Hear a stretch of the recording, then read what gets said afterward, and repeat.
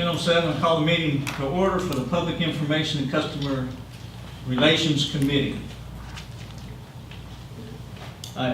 Public comment period, do we have anyone to comment today? No public comment. So we have, on the first item on the agenda would be the approval of the minutes. I've read them. They're good for me. Without enough people to vote, should we? Just approve. Just approve them, okay, then they're approved. Discussion, item 1, demonstration of customer service portal. John? Yes, sir. Did you want to pull me up? My password is saved there if you want to just demonstrate using me. My balance should be 0 as well. That'd be the embarrassing thing is if we pulled up the portal and we had $1,000 balance. Is that in phone? Right there. So you can go ahead and log in. You won't be able to see my credit card information, so. This is actually the second part of this. This is the, Access account. access account bill payment on our website. It's there. Customer can click that and, let's see. You can go on into me. I have nothing to hide. Okay. When this first comes up, there's a little instruction page that tells the customer to enter their email address, that they'll get a confirming email with the link to it, and it brings them back to this, and they can set up their passwords.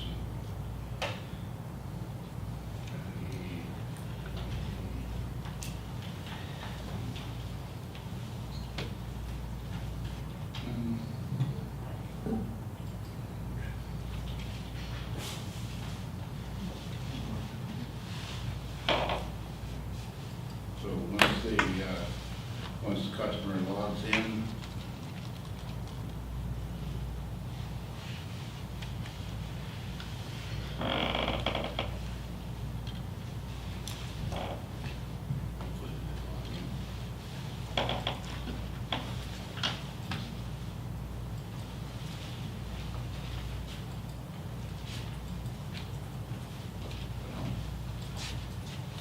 it does work.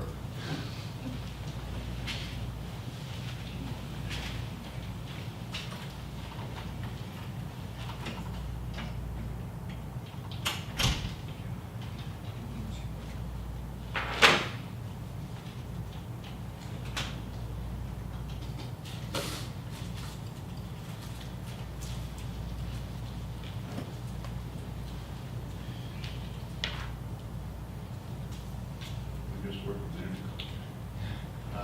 Let's see.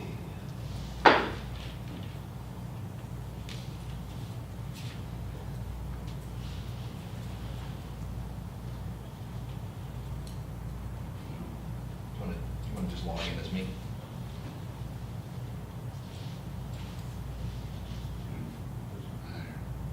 Is it tied to a particular browser? No, No, sir. works on all browsers.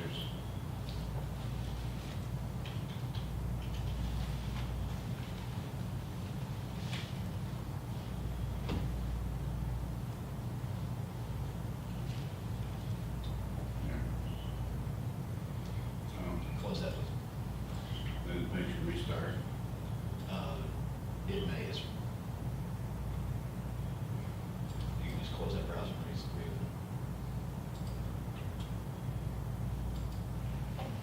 By the time we're rock and rolling, Mayor Harvey knew you.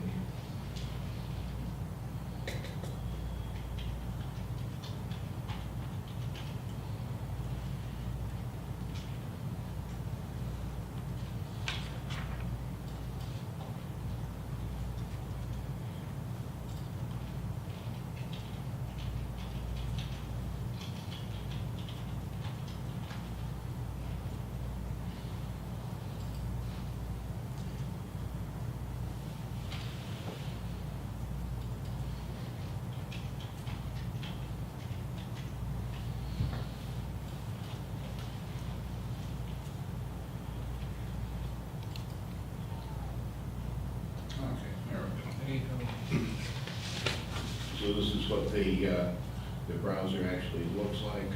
The customer can go in, first their account information.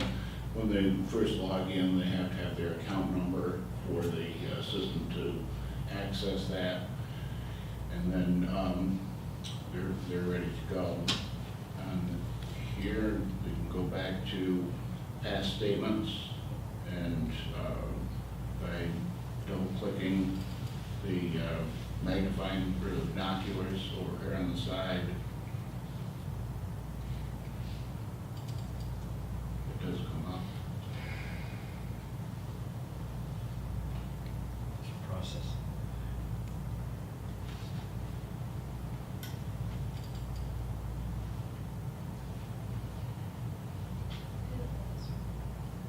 We just have to slow down Okay. here. Well, it's also that tab, it's fairly slow.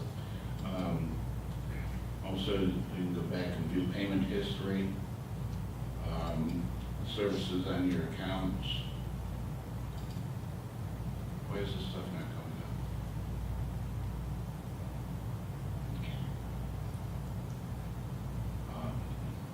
They can manage their accounts, set preferences. There is a frequently answered or frequently asked questions that they can refer to.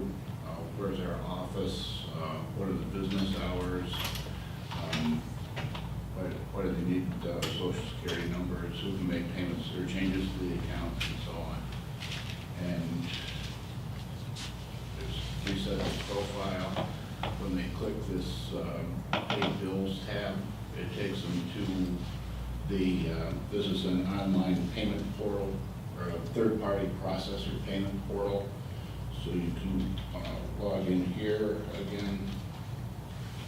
You actually have to log in twice to pay a bill online.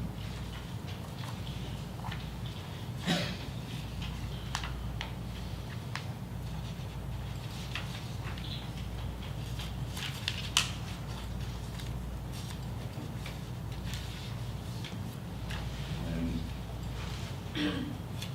here you can auto pay. You can, when you click this, pay your bills, you have an option of making a one-time payment or setting up current payments, setting up your payment methods and those type of things. Okay, is that built to the credit card? It could be billed to a credit or debit card there. They can set up an auto pay if they want to have the money auto drafted from their account once the bill is presented. Okay. So they have the option of doing it with a credit card or having us go in and withdraw the money from the account. Us via the third-party biller, yeah. Yeah, and on the auto pay, that can be a one-time payment also? I'm not sure, I'd have to check on that. I don't know the answer to that right now. Okay, my auto insurance allows you to do that, and it allows for one-time payment, meaning it says it's not an automatic, and we need to know that. Give it a shot. It says to add a schedule, You can just hit continue. yeah. Let's see. And it allows you to pick a date that you want the money withdrawn. And does either credit card or auto pay, does that cost It's more than there's a convenience fee for all of it. and did we ever get the amount that the third party, if it just did it on a fixed cost basis?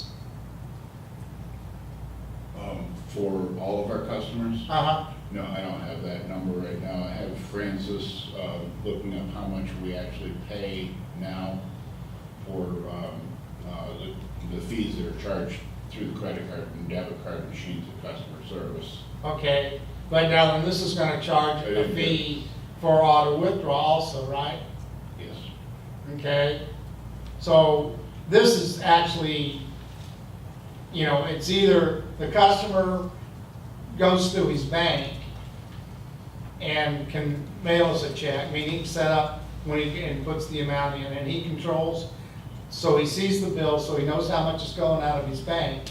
And then, so that works for him. Then this way, he knows what his bill is, and he can make a payment either through credit card or debit card, or have an auto pay, like what I was talking about.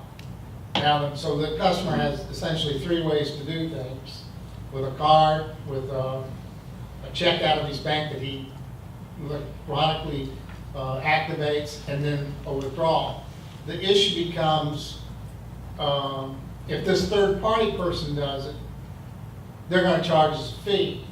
They charge the customer the fee in addition to their. Okay, that may prevent people from doing that with us. And what I'm trying to get you to find out is, What would the third? I don't want to pay them on a per transaction basis. I want to know what it is they want up front. And then we'll make a business decision as whether we want to do that or not. Yes. Or how many customers have to do it this way before it makes it to where we can do it. Yeah, because there's a fee for customers paying at these, at the counters out front. It's a percentage, it's based on the dollar volume and the frequency, or the number of transactions that we have, and it's a sliding percentage. Need to find out what they would charge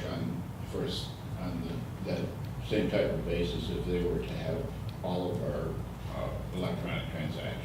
Debit, credit cards go through their portal rather than, we use a different provider for the machines up front. So there is a fee out front There's a fee charge that we absorb. that we absorb, Yes. Yeah. not to the customer, but that we absorb. But then in every case with the portal, And with this, the there is a customer- fee. There's a convenience fee that's added to the bill. Is that the $295? $275. $275?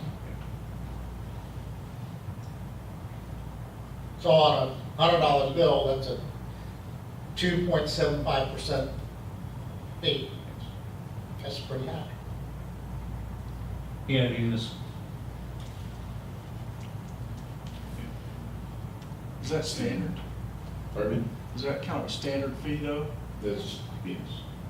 So high is relative, but I remember that was the kind of numbers we were talking about when we were trying to deal with this over there. We actually instituted the convenience fee where we'd been eating it. But the dollar amounts we were looking at, it was huge. There was no offsetting value to, continuing that path of just eating that charge. We wound up sticking with it. We may have a different situation though here. Well, that may be what we wind up doing, but We need to know. we need to know so we can make that business decision.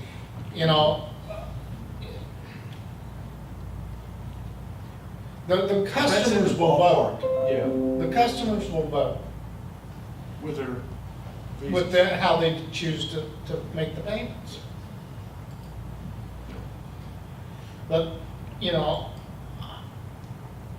I would prefer that we figure a way, to we may have to encourage pay them. this for now, but we need to start looking for another provider of this service that, What I was getting at when I said, is that standard, that's pretty when we were seeing what could be done for those charges, that's in line with the kind of numbers I recall. We did an RFP for this purpose, and I want to say $2.5 or $2.7 per transaction. You had a different one if you used a debit card versus a credit card. But the numbers I'm hearing are being thrown out in the same relative neighborhood. It wouldn't hurt us, even after we collect the data that Commissioner Elliott's talking about, to maybe entertain looking at running another, an RFP to see about somebody managing those charges for us. When we originally chose Paymentus some time ago for this service with the enterprise, it was Enterprise has a set of selected vendors that they work well with. Payment just happened to be And they're one. one of them. But all of their convenience fees were in the same ballpark. It was all about the same. And I've been a customer of both Woodrow Sac Water and Okie Finoki Electric, and they both had convenience fees in this range, $275 to $295. Yeah, but What, it's what, small. Go ahead. what do we do with it what happens when we receive a check? You know, like my wife, she looked at it and she says they wanted a $275 fee, and so I'm sending them a check. And she put a check in an envelope, put a stamp on it, and it went in the mail. So now we've got to process that check.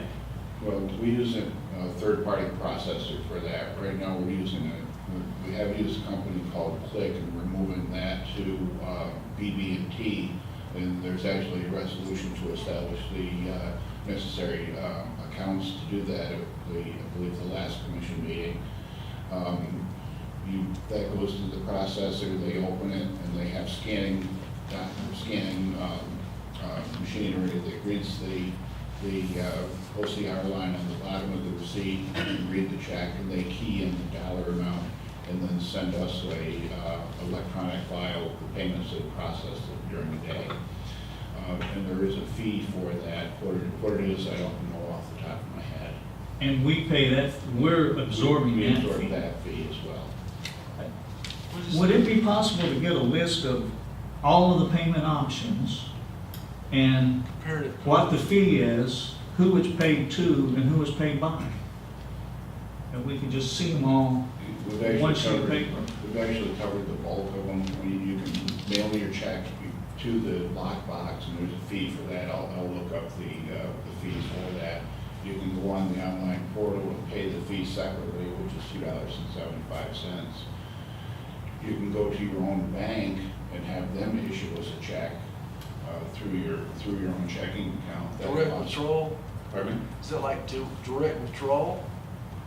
And like if you have online bill pay, If you you know, you have get your bill and you go online, in use there. online bill. As pay. opposed to, here, write the check, or transfer the money digitally And and then- done. And that'll still come as a paper check to us. Because the customer may have a bank service charge for that. I don't know, most times that's a service provided by banks, so that really doesn't cost anybody anything. That's the one. There are, people can go to Walmart and pay their bill for, I think it's $1, and if they want to pay the next day, it's $2 or something like that. And there's a couple of other retail outlets that also participate in that program, where they can walk in the door and pay by cash, check, or credit card, or money order. John, would you, just as a Commissioner Copeland asked, it wouldn't hurt for us just to have a nice neat little, I'll do up a chart of that. I just wanted to go over quickly what they are. I know where you're going. and we just Yeah, want to see what are which the one- payment which one, options? Per what Commissioner Ellis said, we need to understand which one drives the least cost for our operation. And if we have them all there compared, we start to try to develop the strategies to push folks towards the least cost to them and to us.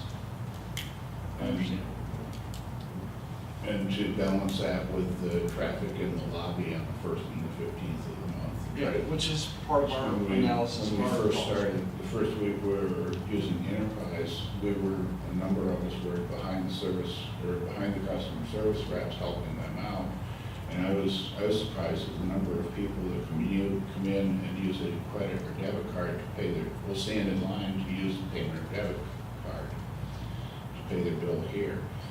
If we can encourage some of those people, either by lowering the fees or absorbing those to pay online and not have them in the lobby, that frees up time for other activities such as getting phones answered. Well, you have to go on the premise that the customer is an astute customer and will choose the least expensive way for him to transact his business. And like I said, I don't recall, because it's been a while since we did the payment thing, but they actually gave us some metrics of what the adoption rates are for Yeah. people when they have to pay the fee versus when the organization Well- would absorb the fee. And we did all that when we went through payment, so we probably could have that shown too, just what Oh, payment. that'd be good information. You know, I don't mind having that on JWSC to pay for the transaction cost. But I don't want it on a per item business. But I want to have such that it's as fair to all customers as possible. Meaning that if we're going to offer, this service, and we're going to offer the thing at Walmart, and we're going to offer, we ought to just take that, this is just off the top of my head, needs a lot more research and analysis, but just take all the possible ways people can transact their business with us and make that as part of the rate. And so that all customers are basically treated fairly, and we sort out, who's paying by credit card, who's paying by debit card, who's doing the process where it's a withdrawal, so that we know what all those systems are. And so that what the customer basically sees is, I gotta pay $100. I have these options to do it with. Yes, and our centralized cash receiving modules give us the wherewithal to be able to measure how many people pay in different methods and how much they pay. And then we can pull from the accounting records how much each one of those types of transactions cost us. So it sounds like the next step for this for us is to get a list together that we can see all of the different payment options, who that fee's going to, and how much the fee is, and who's paying that fee, and then we can figure out what to do from there. Great. Strategize. I want to move on to presentation of survey results. Jay Sellers, thank you, John. Good morning, gentlemen. So let's go live with the survey results. So last we spoke at the commission meeting, I said that I would have the ability to collect data from the customers via our website, in some cases via email and walking into the lobby, and then the social media, in particular Facebook. So I'm going to pull up SurveyMonkey, the company that we use for the survey, and show you the live results. So our expectation was that we would get a minimum of 30, and I would like to have seen as many as 300, and I believe that we were close, so let's see what we got.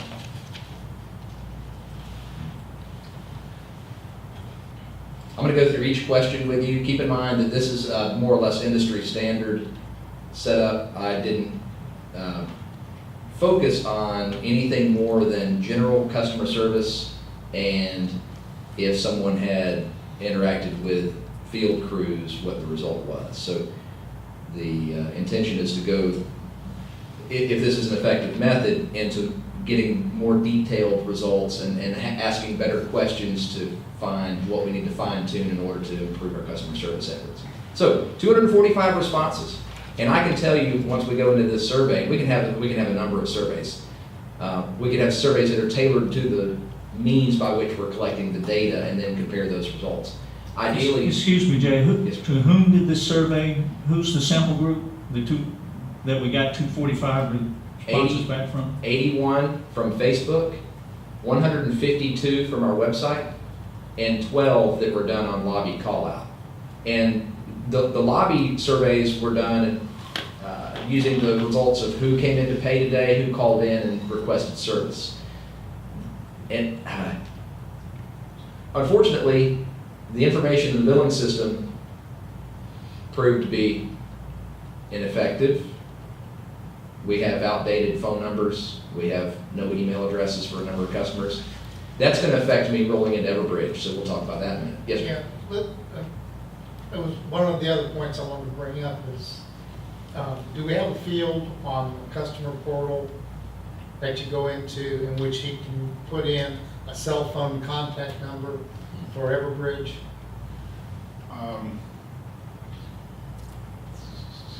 Not on the portal, I believe. That would be in the customer records. Then again, it's. The customer profile doesn't have that? It has a phone number in there. Actually has several spaces for phone numbers and emails. but Okay. the problem is keeping that current, because customers don't always notify you when their number changes. Well, Can they edit it? I've tested that. The customer can't. They cannot. Oh, The customer service representatives are gonna have to take the responsibility, and we're gonna build that into a new script that says, when you make first contact with a customer, you're gonna confirm their address and their name, and you're also gonna say, do you still want us to contact you with this number and this email address? And I won't skip ahead to the Everbridge thing quite yet, but that's gonna be very important, because I can't do, I'll go ahead and say that, I can't do what I wanted to do. The initial intent was to take all of the customer data and feed it into Everbridge. That works if your data is good, but systematically going through and confirming that is going to be a waste of time. I'd rather invest that time, or I'd invest that money in using Everbridge's API. Their application programming interface will allow the Harris data, enterprise data, to sync in either automatically or at a batch point in time, so that we can keep the data in sync for all of at least the active customers. We want those active customers we've discussed in here, that should be mandatory. If you're a customer of ours now with an active account and there's a boil water advisory that needs to go out, you need to get that. And we'll discuss that in more detail when we discuss Everbridge update. there's been a lot to Feel talk free to- on that. Yes. When we get done with this. Right on. So the intent of this was to determine what was causing the hemorrhage. Got some surprising results, so let's go through that. But like I say, as far as a percentage, the majority of the responses came in through our website. I set that up as a pop-up, and anybody coming to the website to look at news or to pay their bill would have been given the opportunity to fill out the survey. 152 responded there, and at any time that I engaged citizens, ratepayers within the Facebook community in a handful of different individual groups and personal communication, I would give them the separate link that's just for Facebook so I can track that. Anecdotally, obviously, we've discussed how many people are actively communicating with us in those groups, and I could call that in the hundreds, and you can see that. You can see that there's hundreds of individuals that have a concern. It grieves me that only 81 of them felt that they had the opportunity to communicate with us through this survey. Doesn't matter though. I still think that their voice needs to be heard, and I'm not putting up a wall between us and Facebook. I did have to, in regards to some of the feedback you'll see here, slow down on my responses because I don't have a good response yet regarding what happened with the billing system conversion, and we're losing a lot of confidence in the community on account of either incorrect bills or a misunderstanding of we had a rate increase. I thought that we did a great job of publicizing that, but there's still commentary where people are saying, I can't believe it, JWSC raised the rates. We warned them plenty, but I suppose that people didn't hear it. But nevertheless, let's go into these results and see. You can see tracking that. When I first put that out, I put it out right in the heat of the storm and heat of the fire, mixing metaphors. That's going to trickle down, that's going to balance out. One of the things that I'd like to make an initiative for customer service is on the receipt that prints out at the end of the transaction, I'd like to have an individualized URL, a web page, or a SurveyMonkey survey just for that customer service representative, so that we can see individual feedback on how the customer perceives their interaction with that representative was effective or not. And in the meantime, we're going to continue using a general survey. Any new visitor to the customer is going to see that pop up until they close it, and then it won't come back up. And then there is a bgjwsc.org/survey link that keeps the link permanent. But you can see the drop. You can see that we started off with a good number of responses because people were very concerned, and the concern has dropped, or at least the response to the survey has dropped. Are those days, I can't read the Oh, yes, bottom, are those dates? Yes, sir. So I originally put that out on August 4th. I suppose that was the afternoon after we had the meeting in here. And a lot of responses, 60 responses on the first day, 35, oh, that was Friday, so this is the next day. We had the meeting on Thursday where we said this is what we're gonna do. I put it out on Friday, collected data starting Friday afternoon, Saturday, 35 responses. Monday was a good day, 28 responses there. I would like to be able to report that to you as one of my dashboard items on a regular basis. Whenever we meet, it would be nice to see what the results are, the trending. It would be interesting to have a score. SurveyMonkey does it by default, 10 questions now, and I'll be as brief or as thorough as you'd like to be.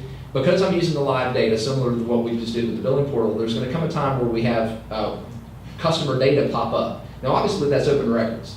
I'll be careful to not share anything that somebody doesn't want us to, so especially concerning the video camera or what makes it to the Brunswick News, thanks to Taylor.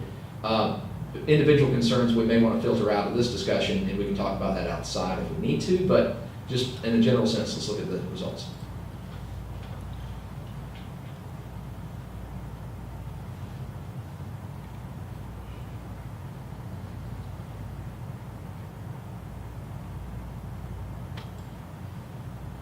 I intentionally, following their best practices, used some setup questions. Excuse me, Jay, does Survey Monkey show us when a customer opens the survey and then decides not to respond? Yes, sir. One of the results that, let's see if that shows that here, or let's go back to the summary.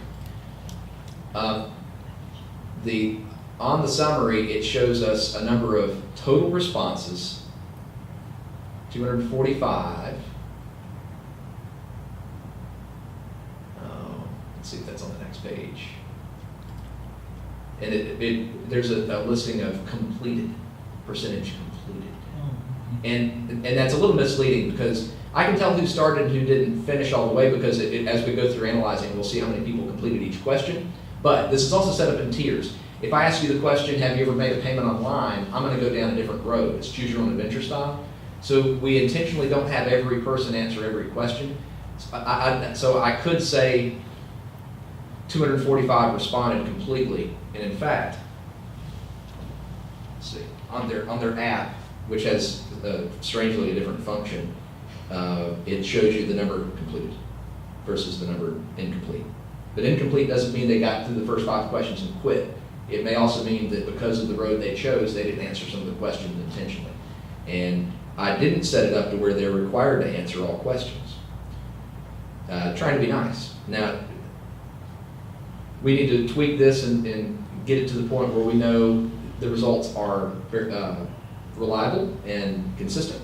And I would like to, if you've started the survey, I'd like to get all of your answers. So that may be something we tweak so that we can make sure that we're getting reliable results. And I'm trying to filter out bias. Let me ask you this. Yes, sir. I go to the portal maybe 3 or 4 times a day to get to my email, to keep up with everything. Yes, sir. Okay, sometimes it pops up, sometimes it doesn't. Now, The it popped up. survey? The survey. It's, And then I did the survey, yes, sir. and when it pops up now, I Just click close it it. off. It's. Does that it's- record me as, Oh, no, sir. as not Right. taking the survey? And that function is cookie consistent or cookie reliable? Dependent, cookie dependent. There's a small text file that's saved within your browser. When you close that, and on the programming side of the website, I've said, make that cookie last 1 year. So anybody that's completed the survey at that computer or on that device will only see the survey once within a year. I can change that. I don't want somebody to continue to take the survey. Okay, but I also have mine set up to where I don't accept too many cookies. Right, so there's that, and I think that common to web design, if you've said that and you refresh your browser, you're gonna be given the opportunity to complete the survey again. At first, I was thinking, how can I possibly make this more difficult for somebody to hack or to fabricate the results? But as we go through the results, you're gonna see that they're not nearly as skewed as you would expect. So I don't believe that we have an epidemic where, now we may with the customer service reps. Let me go ahead and say this as a caveat, that I don't want to set up the situation where the customer service rep can give that unique URL out to their buddies and then make them look really good, because that's going to go into their performance evaluation. So I do have that in my concerns in my notes, is that how can I prevent somebody cooking the books and making somebody look really good and somebody else look really bad. So we have that concern. So the 245 would be customers who actually clicked on the survey and opened it, Correct. not that Not just had closed the it. display, Correct. that had the survey pop up. 70%, or 171, because I can see that on the app, 171 completed it in its entirety. And that means that they also filled out the section that says, if you'd like for me to contact you. I put on there, I believe, please allow 5 to 7 business days for a return communication, and I haven't done that yet since that Friday, so I'm actually past my goal. But I'm gonna communicate with everybody saying, we've done this, we see what we need to do, and we're gonna be making some changes, which is obvious. Or y'all wanna go through the questions now? I get long-winded. How long have you lived in Glynn County? A few setup questions, just so we can see what demographic we're dealing with. The majority, 30 or more. So that's 27%, 64 of those, of the respondents have lived in, but you can see there's a fairly broad mix, and that's the answer choices. And it would tell me if somebody didn't respond to that question, because I don't require a response to every question. How long have you been a customer? The majority have been a customer 3 years or more. I may even want to go into different brackets there instead of saying, this is my first service, less than 6 months, 6 months to a year, 1 to 2 years. Or are we given the impression that regardless of how long somebody's been a customer with us, they believe that they received the same type of service? SurveyMonkey can break this down. If I want to see, tell me the responses from here on out for only those people that have been with us 3 or more years. I don't have that prepared because this is the live result, but the report they give you can prepare that. If you get what I'm saying, is that I want to know, do you have different needs and expectations than somebody that's brand new? We do, in the sense that there are plenty of people that have no idea the services that we offer. There are people that don't know that we have the statements available to be viewed online now. So how do we communicate that? And are the more mature customers that have been with us longer more aware of some services that the newer customers are not? But let's move on. Overall, how satisfied or dissatisfied are you with your water and or sewer service? One of those questions I expected to be skewed in one way, but it's skewed in the other. So very satisfied, somewhat satisfied. That's the bulk. That's encouraging. As a utility, how are we doing there? So which of the following words would you use to describe our products? You can see the out of reliable, high quality, useful, unique, good value for money, overpriced, impractical, ineffective, poor quality, and unreliable. Overpriced takes the cake. Is it both overpriced and reliable? We had a contender, someone that was running for a commission seat that said that he was running on the ticket of lower prices and more service. Is there an expectation of that in the community? That they're going to get more service and the price is going to drop? Okay. How well do our services meet your need? Extremely well, very well, somewhat well, not so well, not at all well. But keeping in mind that these are SurveyMonkey approved questions, especially when you see that request specific benchmarks. They have this icon here indicating that this is a question that, according to these folks as experts, these are benchmarkable questions that could help us have an unbiased survey. I had to invent some questions and change some questions so that they fit our needs a little better, but this is one of those that's straight out of the book. Somewhat well, very well. It meets their needs, but we know that it's expensive. How would you rate the value for money of our services? Average. What are we comparing that to? Have these folks lived in Atlanta? Have they lived in Jessup? It's hard to gauge as a comparison. How It sounded likely? like from your earlier survey of the demographics of time and community, we're leaning towards the longer folks that have lived here a longer time than the short time. Yes, sir. I don't know if those two match. Right. How likely would you be to use our services if you had other options? So this leads right into one of the vision statements that we have working into the DNA of the customer service area, is that we want to start operating like if you had another option down the street, that you would rather do business with us, and that's going to be very important.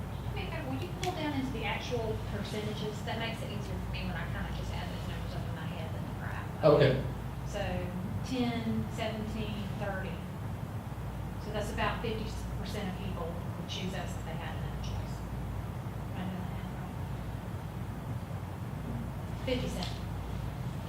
And we have to get past the monopoly mindset. They don't have another choice, but we want to give them the impression that if they did, that we're fighting for their patronage, that we want them to be our customer. I'm just trying to add up those numbers. Yep.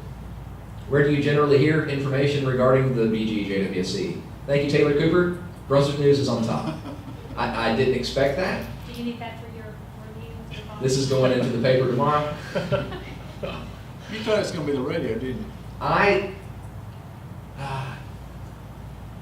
That's- I knew that social media was gonna be on the top of the pile. Yeah, look how big it is. And I thought that our website would be more prominent, and just being honest, I expected a balance between the Islander and the Brunswick News, but that shows otherwise for these respondents. Radio, I specifically put in that question, we can't blow that up right there or spread it out, but essentially the question says, including talk radio, AM, FM, music, whatever, and I did have some people put an other, and the comments, if I were to open up the comments, but let's see, we're on question 8, in case this crashes, I'll come back to question 8. It's Jay Sellers on Facebook, thank you very much. I do not hear anything. Nowhere, apartment complex, office, none. Should put information on the bill or enclosed, working on that. I receive email notices, and they're speaking there of the old school's email subscription service that we've had for years. We need online billing options badly. We are out of town in the summer and have difficulty with billing. Emails pushed out by you, so that once again, it's the old system. Sewer fees extremely high, okay. Monthly bill, we haven't heard any news about the water. Mailed info, you get the idea is that people do, okay, so straight talk, 1440. So somebody did make the effort to type that out, and I recognize that that's a source. So Scott Rifen, He took the I can't say, should I go look at the IP address and see if that's coming from the radio station? How easy is it to understand the information on our website? Near and dear to my heart, I'm sensitive to anytime I hear, in fact, I'll go ahead and throw a name out. Corey Simmons, my brother-in-law, when we went through the process of debating what the mobile version of the website was going to look like, he was the first one that I personally heard from in my ear tell me that it's impossible to figure out how to pay your bill online when you're using a phone.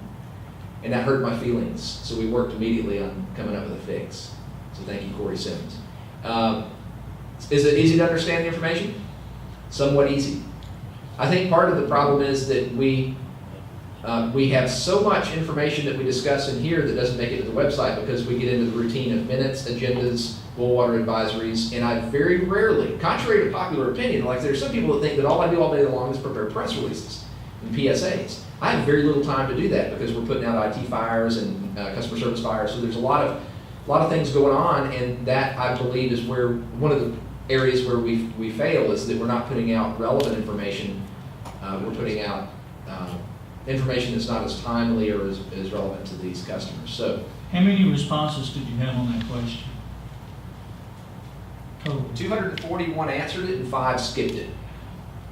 Now, with the question that had, where do you get your information about us? Yes, Could they select more than one of those options? they can select more than one, yes, sir. So as a percentage, you'll see that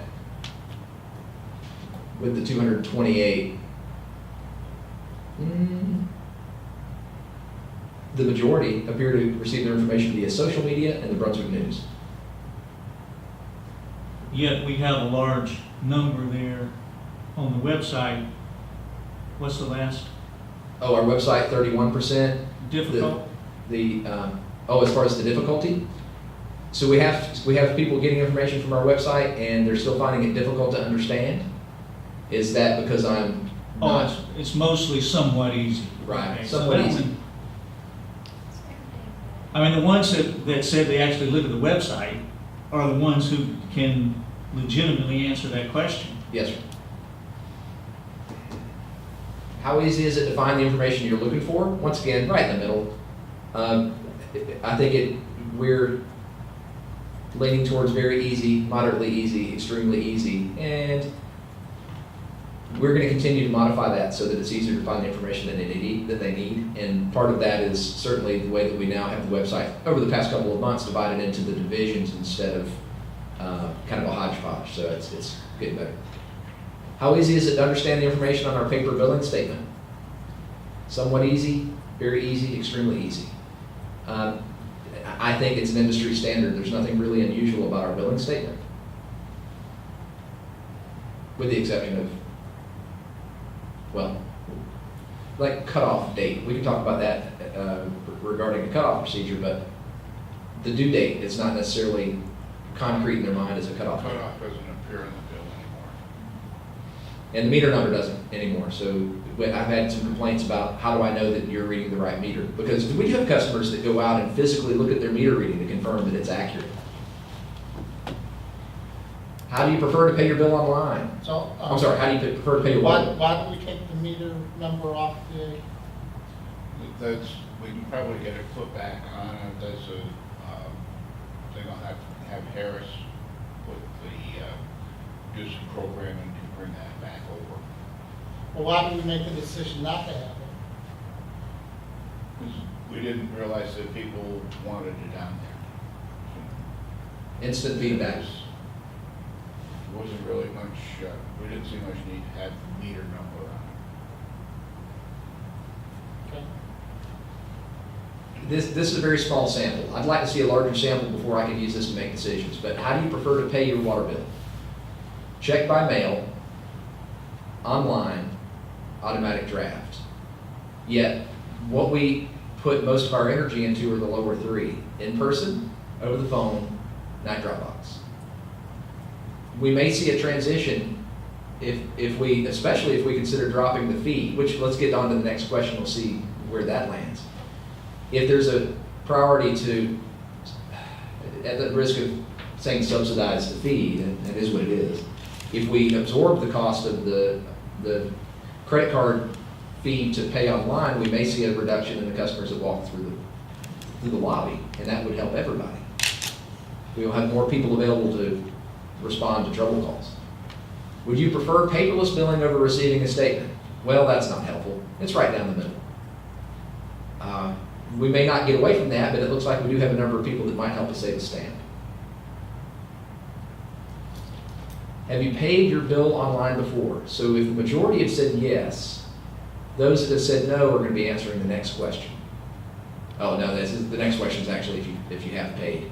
3.5 stars, just under 3.5 stars for the weighted average, 3.16.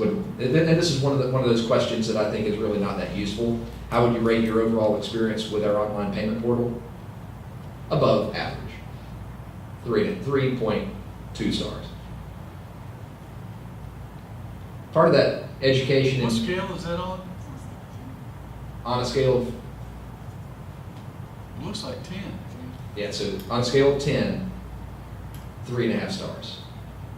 Well, That seems on the low end to me. No, sir, and because it's a new payment portal, it's misleading. We have people that have not used this portal before, and I think we skewed these results. It's not that Bad useful. result. Okay. This number's gonna increase as soon as we do, and one thing John had challenged me with, and I've been as busy as the one on paper hanger, I wanna do one of those videos like we did with the Everbridge setup, where I sit in front of the computer, I illustrate what we've done, and then I go into the system and log in and show them how to pay their bill. That was very helpful, and that's, sad to say, that's the most viewed video on our YouTube page. People don't like watching these meeting videos for some reason. I don't know why, they're very good. But they do, they have been using the how to use it video. Yes, sir. That's excellent. Would you be more likely to pay online if we eliminated the $2.75 processing fee? It looks like yes. 76% would be more likely to pay if we eliminated the fee. And that's 91 responses. That's 91 responses, because this is a response to have you paid online? The answer is no, I haven't paid online. Would you pay online if we eliminated the fee? 77 or 76% said that would change their mind. Small sample though. I don't think this is enough to make a business decision. Just a thought, when you do the analysis of, how much the fixed cost would be to do this, look at it and say to yourself, or put out there, would you, if we paid you $1 off your bill to do it this way,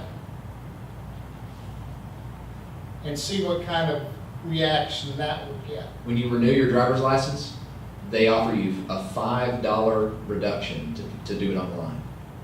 Yeah. That's extreme. Thank you, Georgia That's a little DOT. extreme It is. for our purposes, but we need to see which is the most cost-effective means of conducting the transaction and encourage that behavior. And one way to encourage it may be that option for a few years. I think too, when John gets that table to us, we'll be able to start searching out some of that data that gives us more specific strategy to attract that kind of activity from our customers. How responsive have we been to your questions and, or concerns about our services? Very responsive at 25%, somewhat responsive at 23%. And this would be an either or question. You can't select more than one. Not applicable, 20%. Fairly impressed with how the majority is somewhat responsive or very responsive. And it also, you have to take into account that people may have low expectations. How would you rate the quality of our customer service efforts? And these are the surprising questions. Neither high nor low quality. 38%. High quality, 29%. Perhaps there are those that recognize that we're struggling, but there's a lot of grace, and that people are at least grateful that we care enough. I believe we have good folks in customer service. They're just really overwhelmed right now. How would you rate the knowledge of our customer service representatives? Neither highly knowledgeable nor unknowledgeable. It is 47%. In their defense, having spent plenty of time with these folks over the years, they're the last to know a lot of policy changes, a lot of urgent needs, a lot of, they're getting an email just like everybody else on a boil water advisory. Then the phones start ringing off the hooks and they don't know why. So we do need to have better training, and I'm going to intentionally put them in the field in every division, cross-train them to be able to recognize, have an awareness of what it looks like when there's a main break or when there's a sanitary sewer overflow. But at the same time, we've got to let them know as it pops up, this is what's going on in the field today. Yes, Right now. Right. So I want them to be able to, as fully as any of us are, able to articulate what it looks like in the field, so that when the customer says, why is this happening? This is what's going So on. we get a lot of calls that aren't related to the bill per se, it's to some issue that is affecting them Correct. that we're responsible for.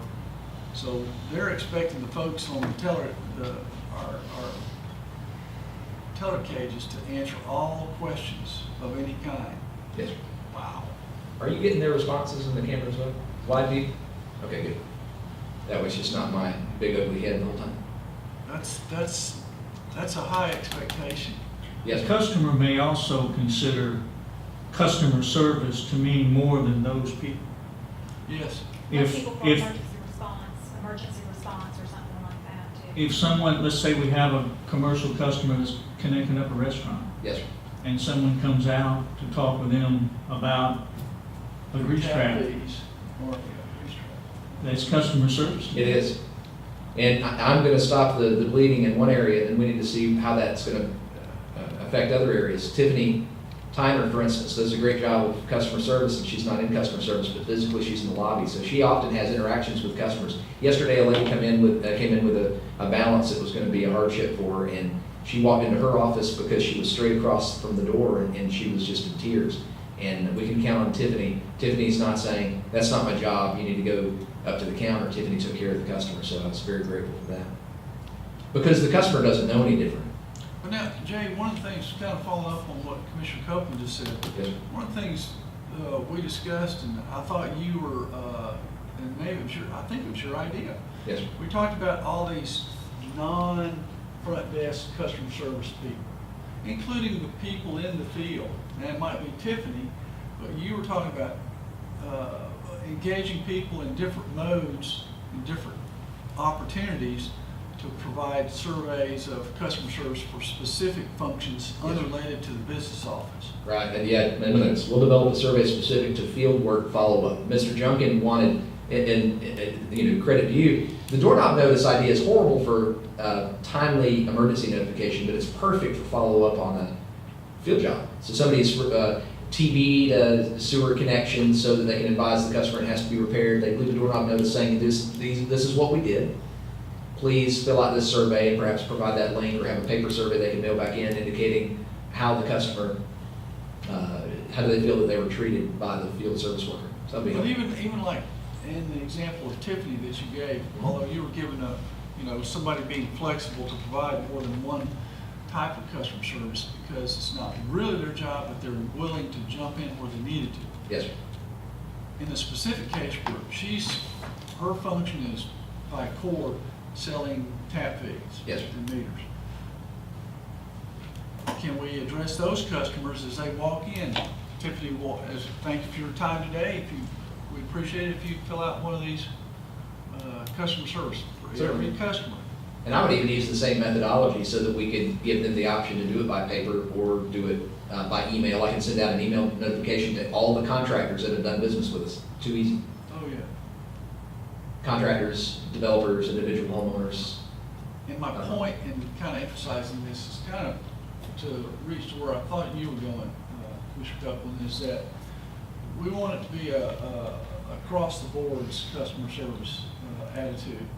We've got some big issues that we're dealing with because of the glitches in our bill printing right now. But from a top to bottom standpoint, I think we do pretty much have good customer service attitudes out there in the field and within the different departments. I still like to have a measure of it. I'd still like to keep a gauge of it. I'd still like to know when there's an occasional problem that we need to address. And I think that's where some of the efforts that Jay is going is going to help us with that in the long term. FYI. Overall, how would you rate the quality of your customer service experience? Neutral, very positive, somewhat positive, less of the somewhat negative and very negative. And Chairman Elliott and I, before this went out, had discussed, well, what's going to happen if we only get these from online respondents? If we put it on Facebook, where I'm already walking into a room full of buzzing bees and they're ready to attack, what results are we going to get?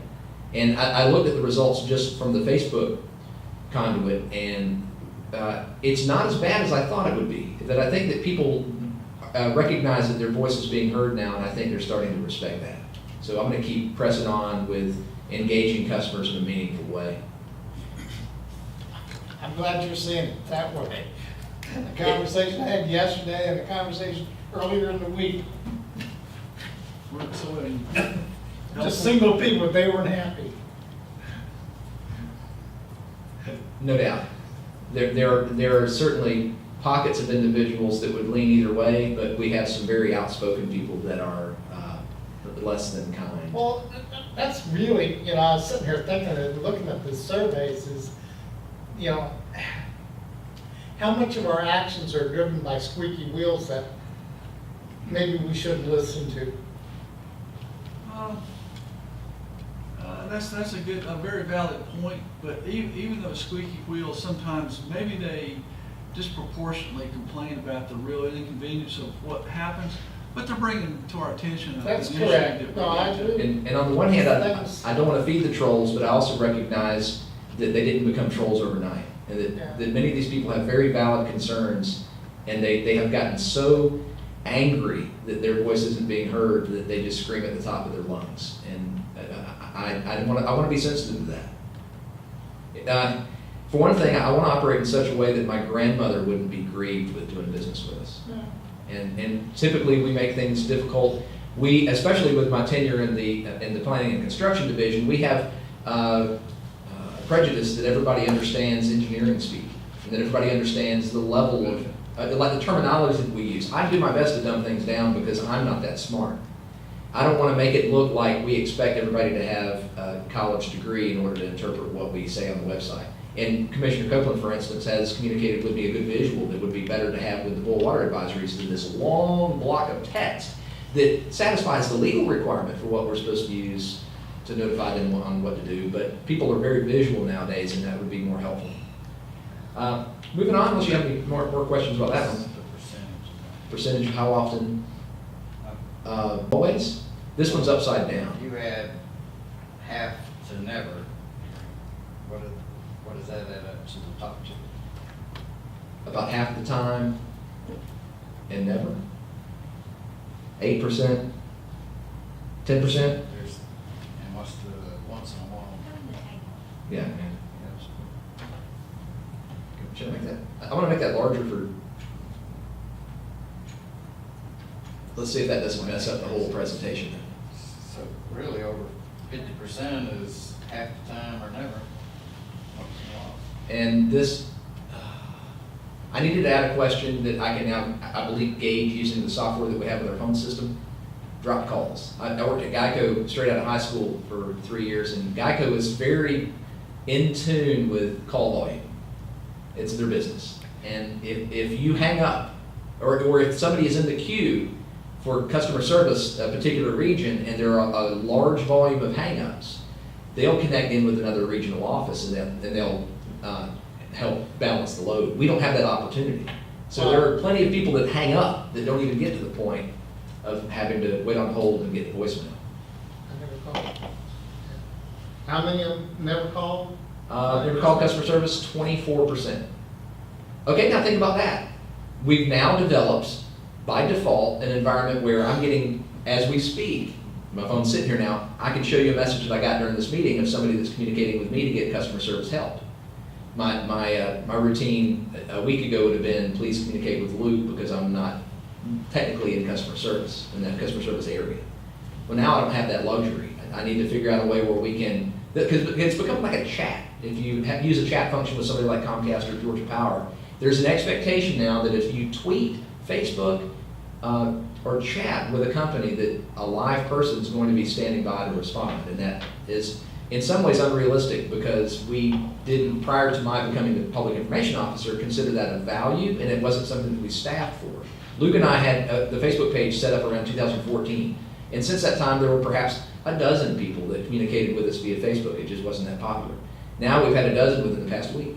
So it's picking up to the point where it may be something that a customer service representative or somebody that's sitting in one of the desks on the floor is keeping an eye on, because I can't be in all places at all times. Can we, on those kind of things where we're getting the chat mode of customer service contacts, can we do something to truncate those conversations and go ahead and get a phone number or some other direct line that we can then, we've got your phone number, Yes. we're gonna, somebody will be calling you? Correct, and that's what I typically do. Oh, okay. Sorry. In the rare occasions where I have responded to somebody on a Saturday with, this is why your bill is what it is, it takes so much time that it's not worth the effort. If we had a call center in a foreign land and we equipped them with the tools to do so, that would be perfect. And I'm not suggesting that as an opportunity. I'm saying that's how bigger companies do that. Is your Comcast with an Indian call center has all the training and the technology to make that very effective. We discussed even briefly last week about the possibility of having temps or staff members in the back that are able to answer questions. One of the conclusions that we've come to is one of the worst things that we can do for the customer service area is to throw somebody that has never been involved in the business into the deep end of the pool. And we've burned out people that have been up front because you either pick this business up pretty quickly or you struggle, and you even find we have a temp up front now that is on the fence on whether or not she sees a future even as a temp in the organization, because it's such a difficult job to handle when the call volume is high. People are not calling asking what their balance is, they're calling to complain. And if you're new to a business and you just wanted some place where you can do some data entry, this is not it. If you have ever left a voicemail message, how quickly did our staff return your phone calls? Well, it's good to see that they've never left a message, and I needed to put a little more clarity there. I hung up. I need to add that question or that option, because if you hung up, I want to know that number too. Well, you subdivide that very bottom one into, I never had to leave a message. Now, it's Or hard I've to called, gauge. I've I called and I just got called. sick and tired of waiting. I I called, hung the up. Okay. wait time was too long. Never had to leave, 60%. So I wouldn't want to make a business decision about having a call center based on something like that, because there's just not enough information to go on. If we had a policy that said that we will return your call within 24 hours, that's manageable and we can put that on the screener. the voicemail or the voicemail message should say you will get a call within 24 hours. If it's an emergency call, please call this number instead. Which we're developing that technique now to where we can send the trouble calls directly over to two individuals at the systems pumping and maintenance office at Academy Creek treatment plant, and then they'll be able to take turns answering trouble calls. How long was your wait on hold before speaking with our customer service representative? It's never had to wait on hold, which is a biased question because if you didn't have to if you didn't have to wait on hold,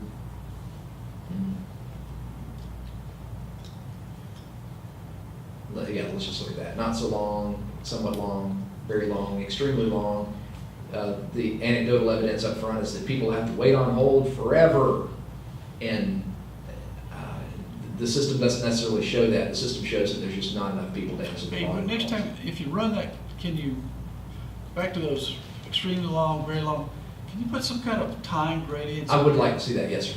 This is one of those questions that SurveyMonkey considers a benchmarkable question, but I don't want to see their benchmark for an entire industry. I want to see personally our agents are answering calls within 5 minutes, answering calls within 2 minutes. John and I discussed the possibility of getting into the Mitel system and creating you're number 5 in the queue and your call will be answered within 15 minutes. I'd be very disappointed if this system can't accommodate that. Because the Rockwell system from the 80s that Geico used up until probably recently had that functionality. Another thing that we've talked about doing is through OpenGov is actually pulling that information from the phone monitoring systems, because we have people that will say, I've been on hold for 20 minutes, and you go back into that software and they were actually, their total phone call was 3.5 minutes. So there's a perception that 3.5 minutes seems like 20. Oh, They don't sit there and Distorted stop time. watch and say, how long It is circumstantial. If you're just calling to get the balance on your account, it's probably not that big of a deal. They might just hang up and call back later. If you're calling to report that there's a water outage or a sewer backup, that's going to seem like the longest hold time that you've ever experienced in your life, like trying to get through the ER. Have you ever had to contact? back to your idea about the tree. Yes, sir. And, led me to, one of the things that I wanted to mention to you is one or more of us, and I'm thinking maybe our supervisor out there Yes, sir. needs to have on their monitor, if they've got, need be, multiple monitors up there on the front desk. Yes, sir. I know the phone system I used to use had what you're talking about, but it also had a dashboard, a real-time dashboard. Yes, What sir. are the That's current possible. waits? How many people are on hold? Right on. And at that point, it was like, okay, Fred, get up here and start answering We phones. do have that software capability, and the software also has the capability of the supervisor listening in on the call and actually coaching the CSR via a chat.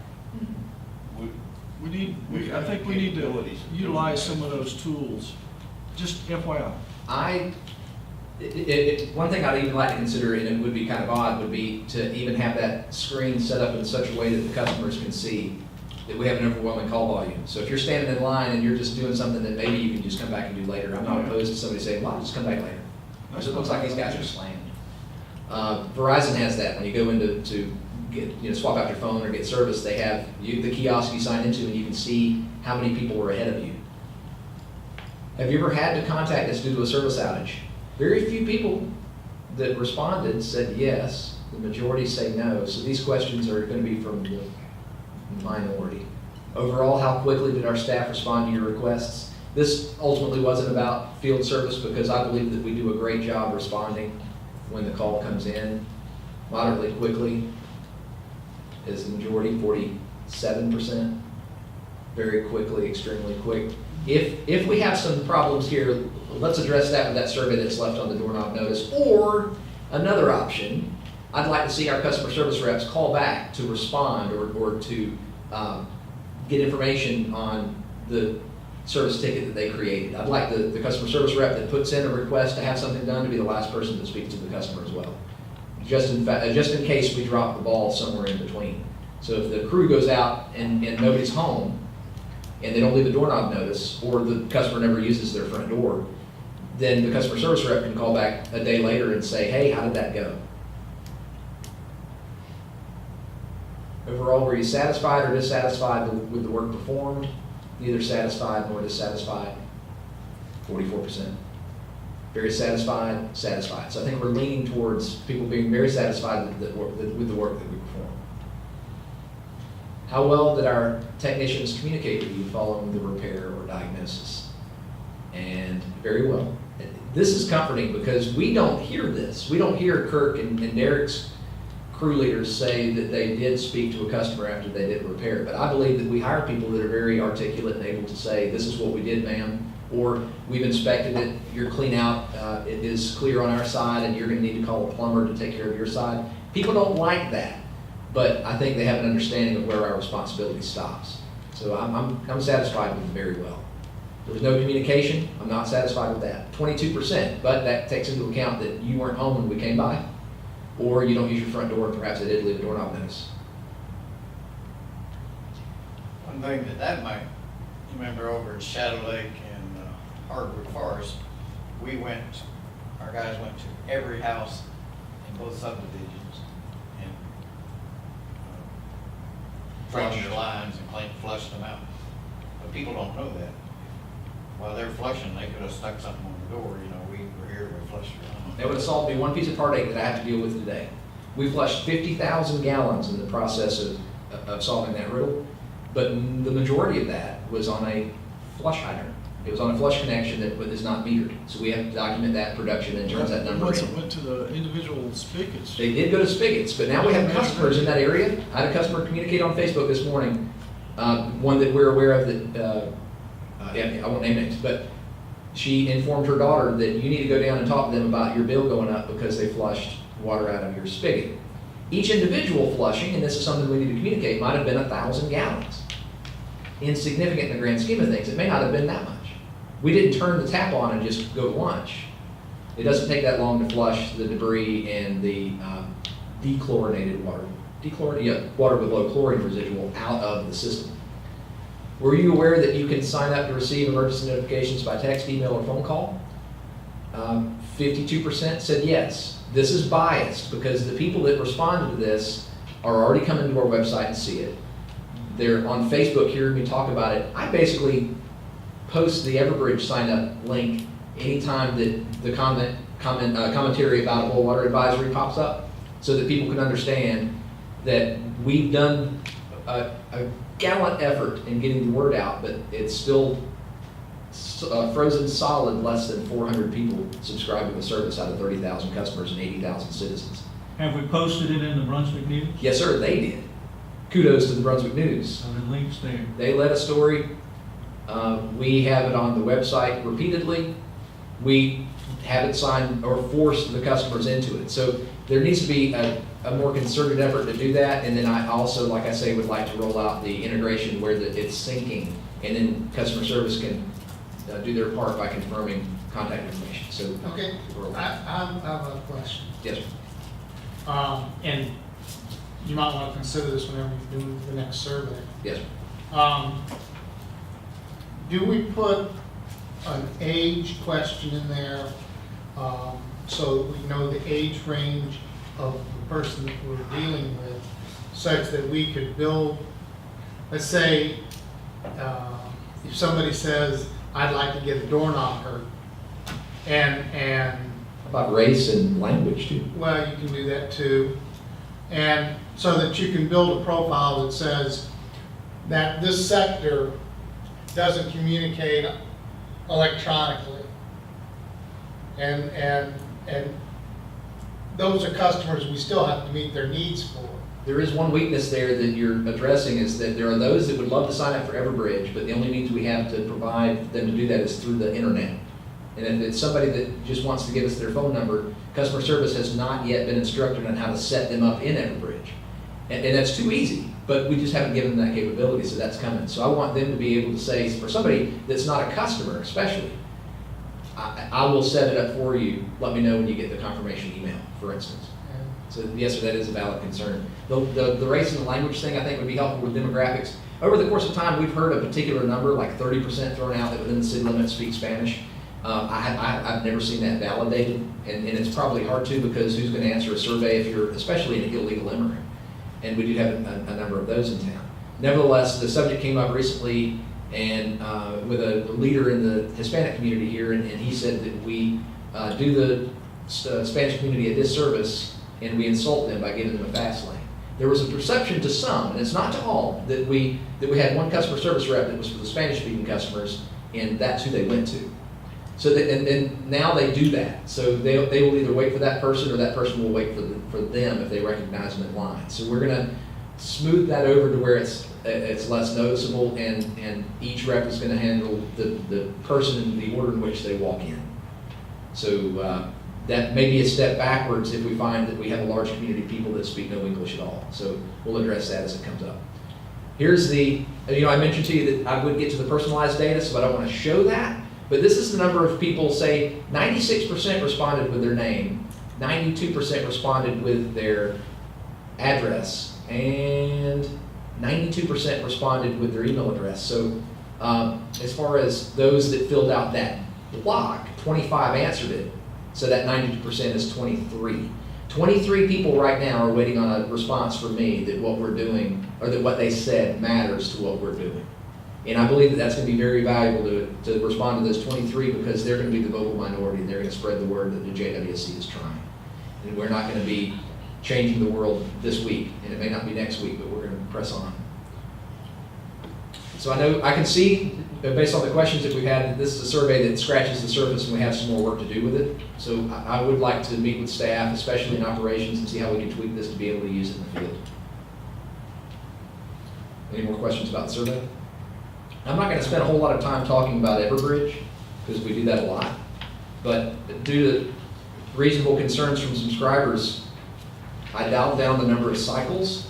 When it was originally set up, the best practice from the company was 4 cycles. So if you put in your email address, your home phone, your cell phone, and your work and your personal email address, it was a proactive system that expected you to respond yes or click the link in the email before it would shut up.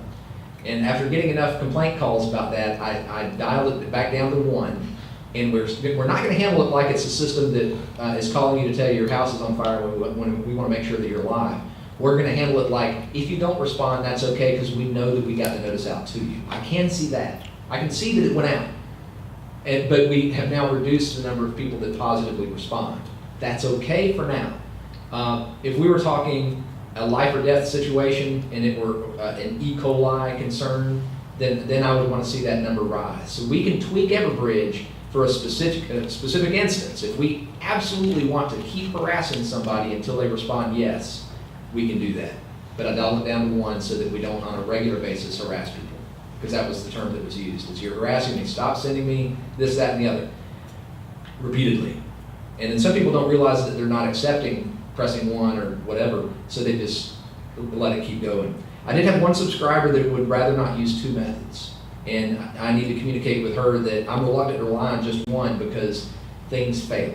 If she only wants to get an email, but she also put in her home phone number, and then for whatever reason she doesn't see her email, to me it's very valuable that there be a second method of communication, so that if she doesn't have access to her computer or her smartphone, that call is going to come in. So hopefully you think that's reasonable. I don't want to take it down to just one method, because if that method fails, then we haven't communicated with them. How many subscribers do we have now on Everbridge? 360 as of last week, and that number is going to start increasing. Specifically, we had 120 more subscribers since our last meeting because of St. Clair. They got the word out to their residents when we had a boil water advisory, and there was such an uproar over that one neighborhood because of the way that the outage went down. St. Clair is what's referred to in the distribution system as a lollipop. There's one main that serves the entire neighborhood, and there's no second source. And when a contractor hit the main, caused an outage for the entire neighborhood, the neighborhood wants to take us back to the conversation we had in December and January and February about why didn't your knock notices go out. By the time we mobilize the troops and make that happen, it's not that effective. So we're doing what we're capable of doing, and I did see that huge spike in subscribers due to St. Clair. Oh, so they all got on, I can't say they all got on. Average? I can't say they all got on. I would like to believe that. but There was a significant push. number did. Yes, sir, I can see the addresses. And then Chairman Elliott, last time we spoke about this, you wanted to know a number. Out of the 38 bullwater advisories that we've issued since Hurricane Matthew, because that's really the start of it all, 15 were due to material failures or natural causes, and it just broke. Okay. That's the word I get from distribution. 23 are due to contractors or private homeowners hitting our lines. So the majority of the breaks are not our fault. I'd like to see the material defects go away, and that does ring true to your comment that if we start replacing some of the old lines. What I don't see in this, because the data wasn't collected at the time, is where are the breaks? Are they on old lines or are they on newer PVC? Anecdotally, I'll say, just based on conversation that I've had with Derek and Alvin over the course of time, that it tends to be brand new lines. It's newer materials that the contractors are hitting. It's just the areas where people are doing more Areas work. where new construction's Right. going on and newer pipes and lines are probably already serving. How many? 23 are due to contractors or private homeowners, 15 are due to material failures, for a total of 38. And St. Clair in particular, this is going to come up in the compliance meeting later. We have to add that as an emergency because of a particular complaint where somebody said that we weren't following the law. Rest assured, we are following the law. The Safe Drinking Water Act of 1974 says you have to notify customers. The EPA and the EPA has no business. They don't get into the business of telling us how to communicate. So we went to the EPD, who does have the enforcement arm of that, and the Georgia Department of Natural Resources Environmental Protection Division says that what we're doing is copacetic. They like what we're doing. If it's merely adequate, that's fine. It passes legal muster, but I wouldn't want that for my grandmother. So what can we do? We've spoken in the past about having digital signage. Upfront costs, perhaps we can afford it. But like you said before, the long-term cost of having just a fleet full of digital signs might be enough to tip the scale into being unreasonable. Okay, what I want, and kind of where the question was going, if we had 23, now because of the private contractor, Yes, sir. there ought to be fines, and they should be required to reimburse us all costs to notify customers. That, I would love to see that those 23 pay the Everbridge cost. and we need to kind of figure out how to do that. That's a $22,000 expense that we wouldn't have. Well, Like some. would it, when they pierced our property I, and we repair our damaged line, we bill them for that. Yes, sir. We just add the Everbridge cost to our overall expenses. yeah, but there ought to be a punitive fee. Right. As long as it's proper, I mean, if they called us and said, go out and market, and we screwed up the marking, then that's not Right, fair. otherwise our customers are paying for the cost. That's on us. But if they didn't call, or they called and still hit, there ought to be a fine. And it ought not to be cheap. We need to set up a protocol then Yes. to issue I think them that may be- a reference number for, I made the call, okay, your reference number is, I think we may, we'll look at our ordinance, but it is in I there think that you it's can already fine in. up to $1,000. Only one that I'm aware of was caused by us making a mistake in the location of the services, and that was, the water line was marked on one side of Kate Road, and Georgia Power was working on the other side, and I was quick to call the crew and say, hey, and then speak with Paulo Albuquerque, the district manager, and say, was this our bad or your bad? Is this our mistake, your mistake? It was our mistake. And that would be one where we would say, we're responsible for that, and we did accept responsibility for it. So- Jay, when you mentioned material defects, you said there were 15 due to material defects. You said something about that's mostly newer material? Yes, sir. What were you saying about that? Bell,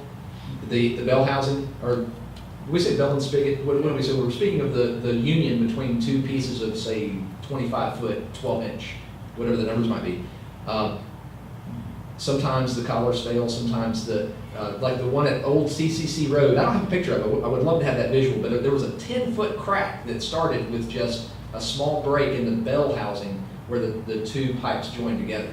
And because of, and this is where it gets interesting, the fire department has over the course of time been difficult to convince that water hammer is a problem on water systems. If you get down, and if you think you're at CrossFit and you just want to spin the valve on that hydrant as fast as you can because you're showing off your muscles to the ladies. Or you just want to get out of there. Or you just want to get out of there. You're going to create water hammer that forces basically you're creating a wave in the pipe that forces pressure where it doesn't need to be, and it causes that weak spot to break. And that's what caused Old CCC Road and Buck Swamps break last week, the week before, and caused a 10-foot split, water flowing everywhere, and we had many customers without water, but thankfully it wasn't a high-density residential area. But it was tracked back to a fire hydrant flushing or flowing, Yes, sir. flow test. They were doing flow tests on a hydrant and shut it down too fast. That's an issue that's every community has. The water department tells the fire department, we need your cooperation on how you do your flow testing. And the fire departments nod their heads usually.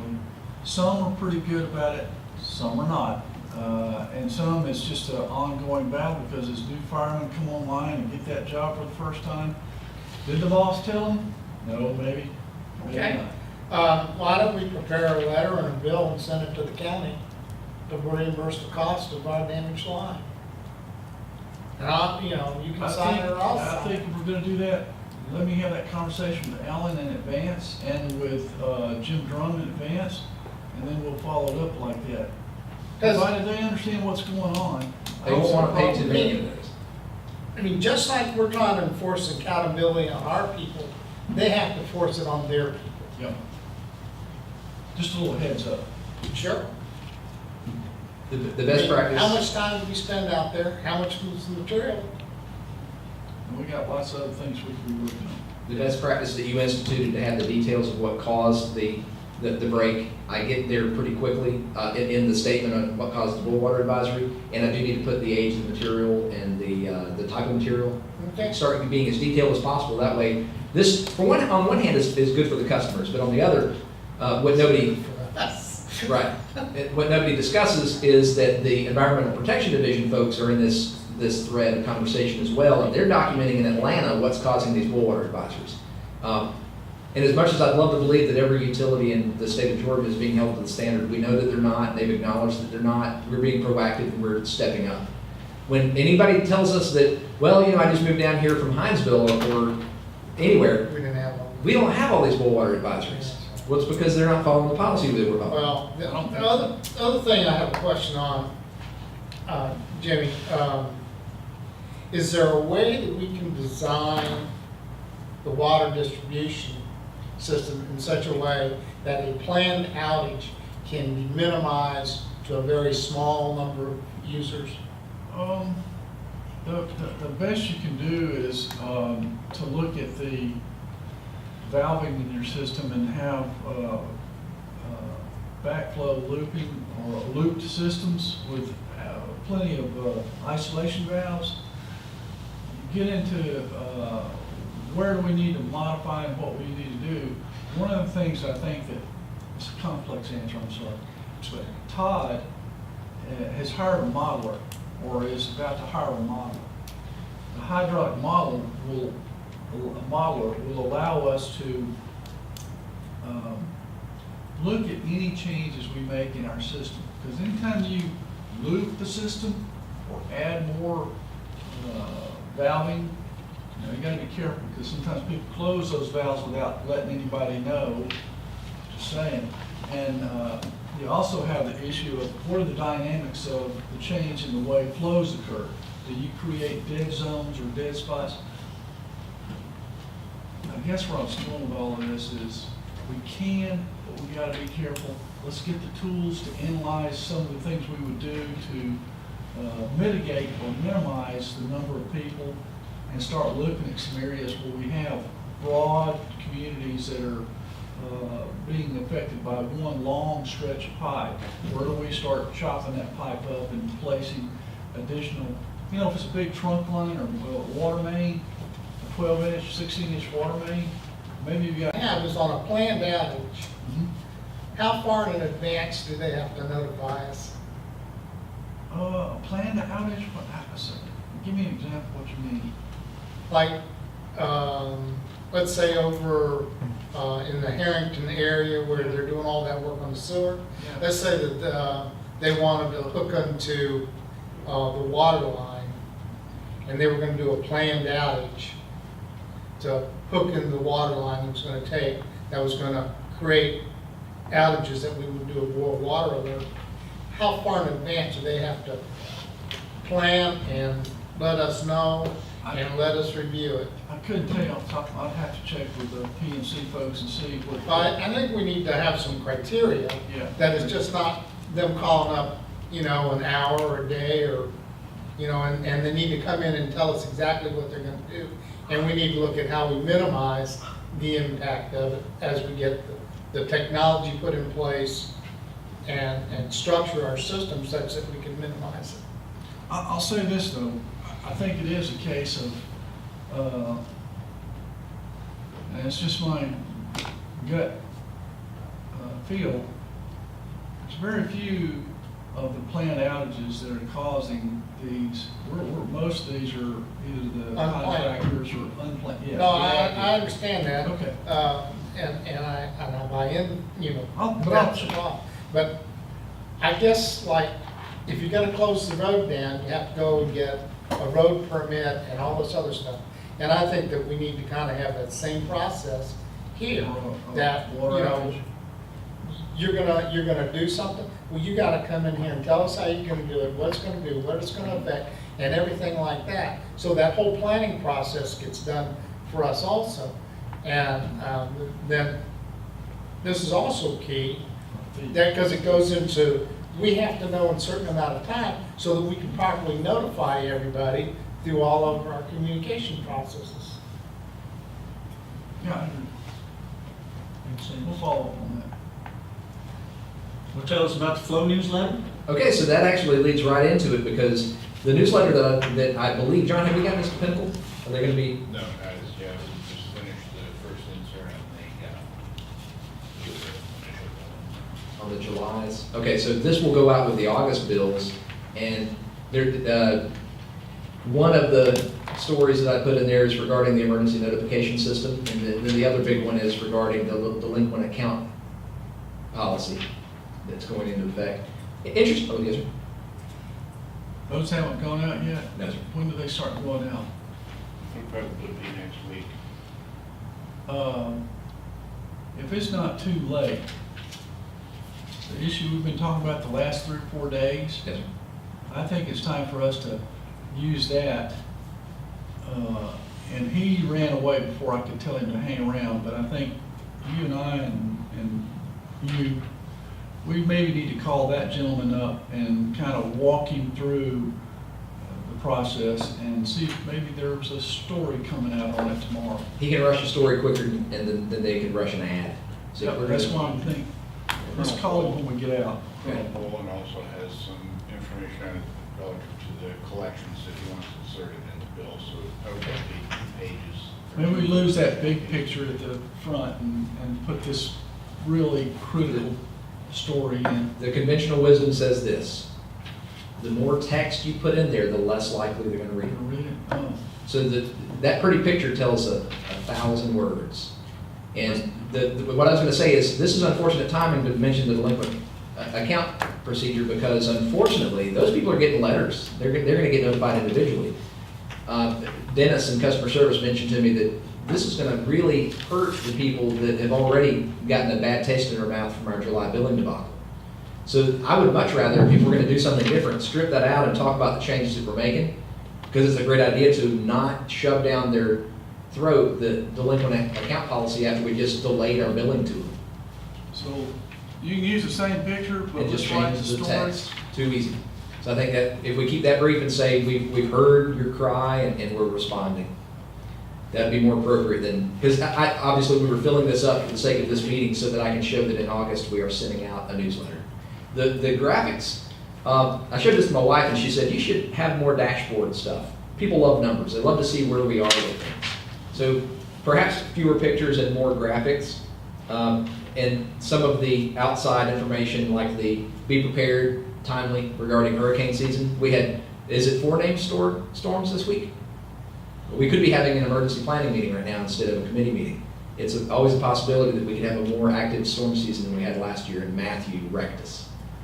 So I think this is a good idea. I think that if we know that we have 30,000 eyeballs that could potentially see this, the odds of them seeing this are higher than the odds of them seeing an ad that we run in the paper or time that we spend on the radio.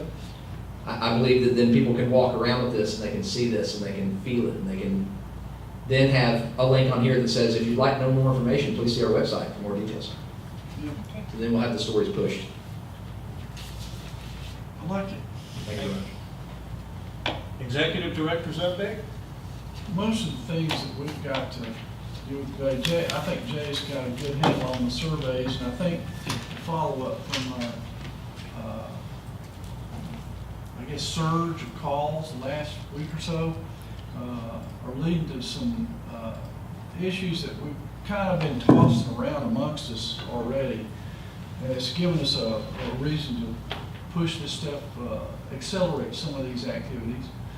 I didn't realize I hadn't thought about the fact that even do some of the surveys that pinpoint where our issues are, we got to get our database a little scrubbed up a little bit to be able to pursue those customers and get the right feedback. But I think we're headed in a generally good direction here. I think that, as Jay indicated, this is not an overnight thing that we're going to see the big changes in attitudes about us or perception. I think we've got a big lick to work through right now as a result of the last couple of weeks.